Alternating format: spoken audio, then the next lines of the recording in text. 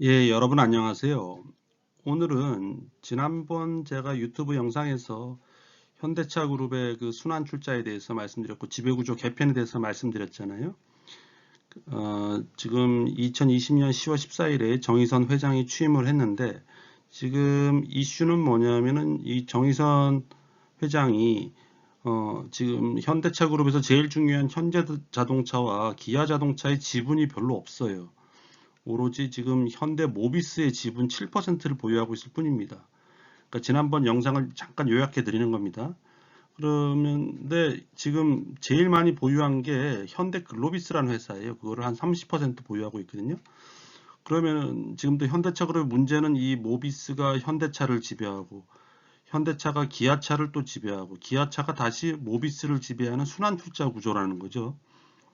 그러면 이 순환 출자 구조를 끊으면서 이 현대차 그룹을 지배할 수 있는 방법은 이 기아차가 보유한 현대 모비스 지분 한 17%를 글로비스를 팔아서 그 돈으로 이거를 산다. 이게 이제 지배구조 개편의 핵심이라고 볼 수 있습니다. 다 시장에서 그렇게 보고 있고요. 그러면 결국은 글로비스의 주가는 오르는 게 좋고 모비스의 주가는 떨어지는 게 좋겠죠. 그래서 비싸게 글로비스의 주가를 팔아서 싸게 된 모비스 주식, 기아 자동차가 보유한 그 17%를 사오는 게 좋겠다 이겁니다. 그런데 이제 글로비스에 대한 투자를 생각하시는 분들이 있을 것 같아서 글로비스라는 게 뭐 하는 회사인지를 한번 알아봤어요. 자, 글로비스라는 회사는 2001년에 생겼고 작년도 2019년도 매출이 18.3조 원이고 한 9천억 원 영업이익을 냈습니다. 이익률은 한 5%를 보이고 있죠. 그리고 시가총액은 오늘 그러니까 10월 29일 종가 기준으로 6.6조 원입니다. 그리고 영위하고 있는 사업은 물류, 해운, 유통 이렇게 크게 세 가지 사업을 하고 있습니다. 여기에 대해서 좀 알아보죠. 자, 첫 번째 물류 사업입니다. 물류 사업이라는 건 뭐냐면은 이 화물을 운송하는 거를 하는 게 아니라 화물 운송하는 거 하는 건 맞습니다. 하지만 주선하는 거예요. 주선. 주선이라는 게 중요합니다. 주선이라는 건 자기가 직접 하는 게 아니라 트럭 운송 업체를 이용해서 현지 내륙 운송을 하고 해운 업체를 이용해서 해상 운송을 하는 겁니다. 그리고 이 수출자는 이제 대부분 현대차, 기아차가 되겠죠. 그리고 다른 고객들도 많이 있습니다. 그게 이제 어느 뭐 미국으로 간다든지 유럽으로 간다든지 그 수입자까지 가는 거를 그 현대차, 기아차 이 고객 수출자가 신경을 안 쓰고 그냥 글로비스에 맡기면 다 알아서 현지 내륙 운송해가지고 한국 공장에서 만든 거를 한국까지 보내서 항구에서 수출 통관을 해야 되잖아요. 그래가지고 배에다가 싣고 배로 간 다음에 거기서 수입 통관 그 나라에서 미국이면 미국 통관 세관에다가 이제 통관 신고를 해야죠. 수입 통관을. 그다음 다시 미국 내 내륙 운송을 해서 수입자까지 갑니다. 그래가지고 수출자나 생산자는 생산에만 집중하면 되고 이 물류는 다 현대 글로비스가 해주겠다라는 거죠. 근데 이 현지 내륙 운송이나 해상 운송은 다시 말씀드리지만 직접 하는 게 아니라 운송 업체나 해운 업체를 이용하는 겁니다. 그래서 주선해 주는 거예요. 그래서 주선업이라고 합니다. 그 다음에 또 하나는 아까는 주선인데 이거는 직접 보유하거나 임차한 배를 가지고 직접 화물 운송을 하는 사업을 해요. 해운 사업. 마치 현대상성 같은 이제 지금은 파산하고만 한진해운 같은 그 해운업이죠. 해운업도 합니다. 글로비스가. 그래서 이렇게 지금 이 완성차들이 쌓여 있죠. 이거를 배에다 실어가지고 이 배를 이제 현대 글로비스 애널리스트 리포트나 그 사업 보고서 같은 걸 보면 PCC라고 돼 있어요. 퓨어 카 캐리어. 완성차만 운반하는 그 선박이에요. 그걸 퓨어 카 캐리어 PCC라고 한답니다. 그걸 한 80척 보유하고 있어요. 그래서 여기다가 완성차를 싣고 가는 거죠. 그 해운업도 하고 또 하나는 그 드라이버크, 그러니까 철광석이나 석탄, 비료 같은 거라든지 웻버크, 원유나 액체로 된 LNG 이런 것들을 싣고 하는 운송해주는 해운업도 하고 있습니다. 또 하나 마지막으로 하는 거는 유통사업인데요. 유통이라는 게 뭡니까? 이제 사다가 파는 거죠. 예를 들어서 이마트나 롯데마트 같은 데가 유통업이죠. 결국은 아까는 운송해주고 뭐 물류를 주선해주고 그거는 그 물건의 주인은 현대 글로비스 게 아니에요. 그 수출자, 생산자나 아니면 수입자 겁니다. 그냥 운송만 해주는 건데 이번에는 그 제품이나 부품을 사다가 다시 파는 거기 때문에 재고로 잡혔다가 다시 매출이 잡히는, 그래서 매출액 증가 효과가 있습니다. 그래서 순수하게 글로비스가 물류 운송만 한다 그러면은 재고 자산이 필요 없겠죠. 근데 우리 2020년 6월 말 반기말 재무제표의 재고 자산을 보니까 5,100억 원이 잡혀 있어요. 이거는 바로 유통업을 하기 때문에 재고 자산이 발생하는 겁니다. 결국은 다시 보면은 이 부품을 생산하는 협력사, 아까 이 그림들 다 현대 글로비스 홈페이지에서 갖고 온 거예요. 그거를 삽니다. 사가지고 이제 현지에 가가지고 창고에 납품했다가 요즘 저스틴 타임이죠. 지스론 완성차 조립 생산 업체인 현대차나 기아차에 이걸 파는 겁니다. 샀다가 파는 그러니까 매출 매입 이게 일어나는 겁니다. CKD, SKD, 뭐 DKD는 뭐 많이 안 쓰는 거니까 요거에 대해서 간단하게 말씀드리면은 CKD는 완전히 분해돼서 가는 거예요.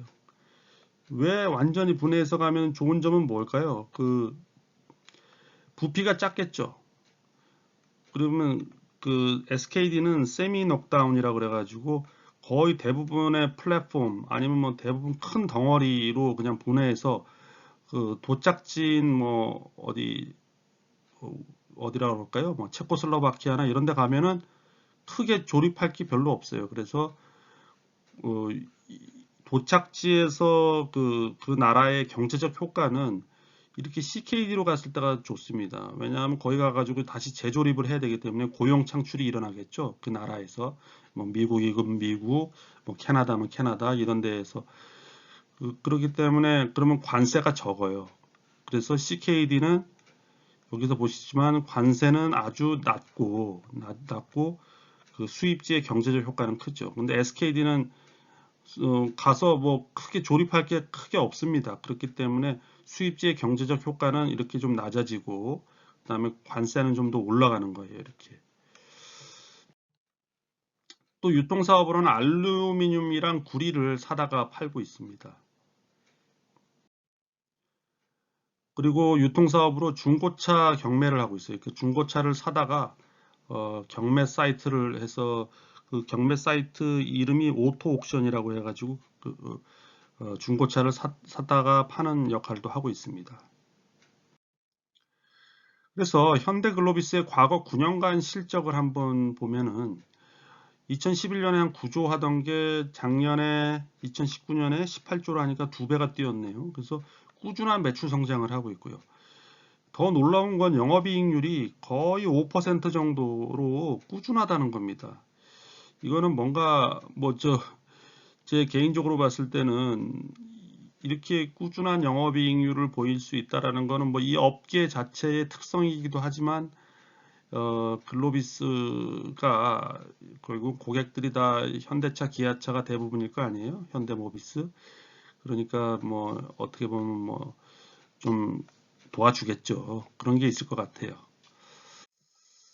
자, 모 증권사 애널리스트가 추정한 올해 실적을 보니까 작년에는 18조 매출을 했는데 올해는 한 16조가 안 될 것 같고 작년에는 한 8,800억 영업이익을 냈지만 올해는 한 7천억이 약간 못 미칠 것 같답니다. 영업이익률도 좀 빠지고요.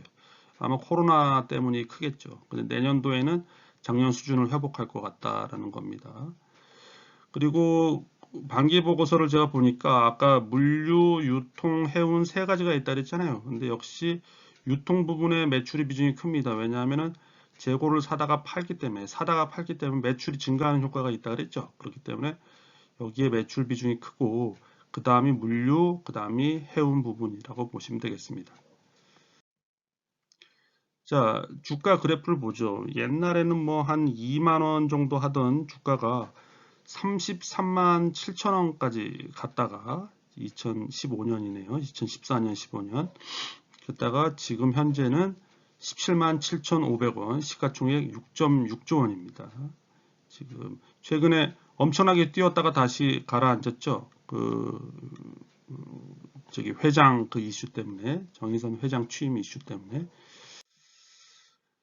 이건 어떤 증권사 애널리스트 리포트에서 제가 갖고 왔는데요. 현재 현대글로비스의 그 퍼가 뭐 한 13배 정도 되는데 글로벌 그 유사 회사들 CJ 대한통운이나 뭐 이런 데 비춰봐도 퍼가 상당히 낮다. 그러니 더 오를 가능성이 높다. 이거를 주장하고 있더라고요.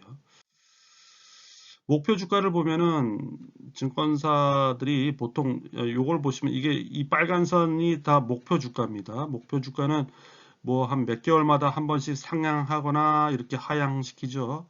이렇게 보면은 뭐 이거를 비꼬는 사람들은 뭐 중계를 한다. 뭐 그러니까 목표 주가를 예측을 하는 게 아니라 뭐 후행한다 뭐 이런 표현을 하는데 제가 봐도 목표 주가는 주가가 목표 주가 근처까지 오르면 목표 주가를 이렇게 상향시키는 게 있고 그다음 주가가 많이 빠지면 목표 주가를 하향시키는 게 있습니다. 여기 이 A증권사는 한 22만 5천 원, 현재 17만 7천 원인데 22만 5천 원을 목표 주가로 보고 있네요. 이게 대표적인 케이스네요. B증권사의 목표 주가는 지금 23만 원으로 보고 있는데 이게 목표 주가의 근처까지 이렇게 주가가 오니까 목표 주가를 살짝 올리잖아요. 그러다가 목표 주가대로 안 가고 계속 빠지다가 이렇게 빠지니까 다시 목표 주가를 이렇게 낮춥니다. 그러니까 뭔가 아까 어나운스먼트 중계를 한다, 후행한다, 목표 주가가 그런 얘기를 하는 겁니다. 최근에 또 주가가 이렇게 오르니까 타겟 프라이스를 23만 원까지 올린 거죠.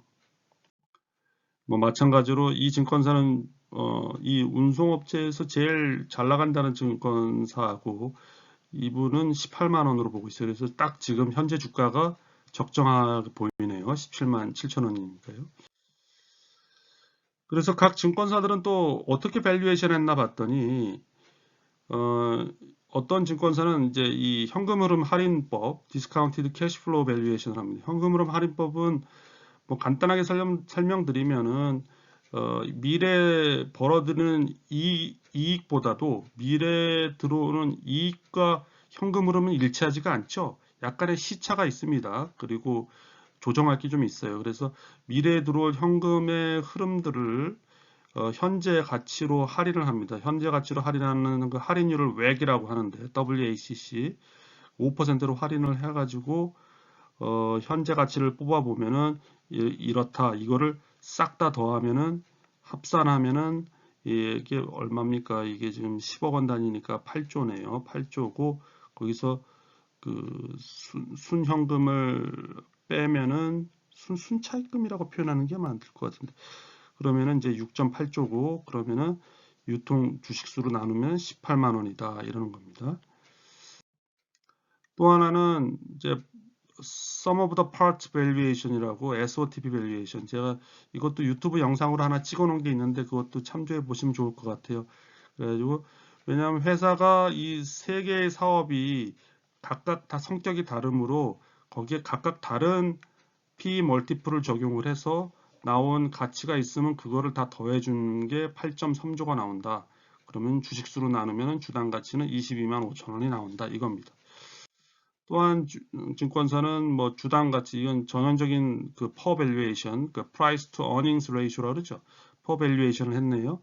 주당 순이익이 16,000원 정도니까 거기에 13배를 하면은 22만 원이다. 이렇게 밸류에이션을 했네요. 그래서 지금 현대글로비스가 아까 제가 초반에 제일 처음 말씀드린 것처럼 주가가 오르면은 현대그룹 지배구조 개편에 도움이 많이 되겠죠. 그래서 이제 이게 어떤 증권사가 써놓은 리포트에 본 건데 이렇게 2020년에 호재들이 이렇게 많이 나왔어요. 그래가지고 최근에 주가도 많이 올랐고요. 뭐 그린 생태계 수소 관련된 것도 하고 있고, 그다음 뭐 스마트 물류, 그다음 글로벌 사업, 중고차 사업도 또 하고 있고요. 그리고 또 애널리스트 리포트를 보면은 다들 다운사이드 리스크를 기재를 합니다. 다운사이드 리스크를 보면은 현대차 그룹에 대한, 그러니까 현대차, 기아차, 모비스에 대한 높은 매출 의존성으로, 그러니까 현대제철도 있죠. 그 계열사 현대차, 기아차의 완성차 판매 둔화시 안 좋다. 그 다음에 지배구조 개편 과정에서 현대글로비스의 지위가 약화될 가능성도 있다. 이건 뭐 설득 동의하기 힘듭니다. 지배구조 개편 과정에서 현대글로비스는 오히려 수혜를 많이 볼 것 같은데, 혹시 뭐 또 누구도 모르는 거니까요. 미래의 일이라는 건. 그러니까 어떻게 될지 모른다, 이 얘기를 하는 것 같고요. 만약에 현대글로비스를 이용 안 하고 뭐 다른 걸로 이용해서 지배구조 개편도 할 수 있다. 이렇게 그러면은 지금 지배구조 개편 이슈 때문에 주가가 많이 올랐는데 그게 빠질 수 있다라는 얘기를 하는 것 같고요.